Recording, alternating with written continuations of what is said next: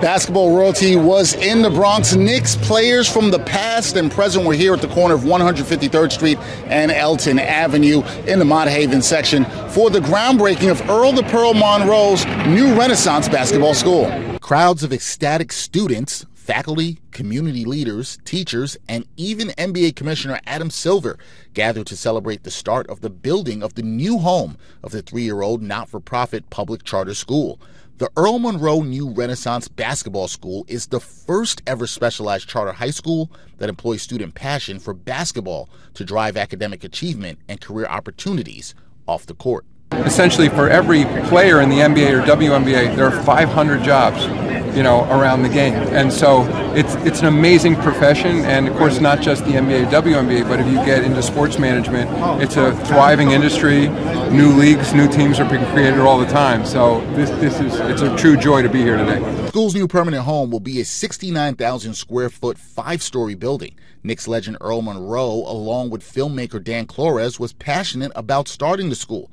And former Knickerbockers agree the work Monroe is doing in the Bronx is great for the community. Doing a tremendous thing, not just now, but he's been doing it ever since he hit New York. And Earl, like I say, he's just an incredible individual, and I'm happy for him as well as I'm happy for what the school is going to represent here in the Bronx. Current Knicks All-Star forward Julius Randle, through his 30 for 3 program, has raised $1.3 million for the school that has funded the addition of 8 full-time literary teachers. The school honored Randle by naming its basketball court after the All-Star forward.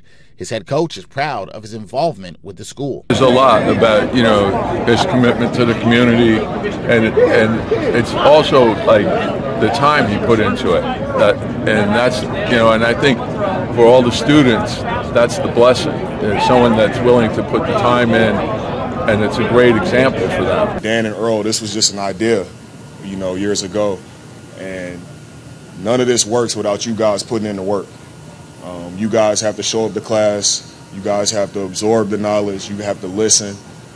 Dan brags about you guys all the time about where you guys started from, reading levels and where you guys have improved and everything that you guys have done. And it doesn't matter about the opportunity. Like, the opportunities come and go, but you guys have taken advantage of that.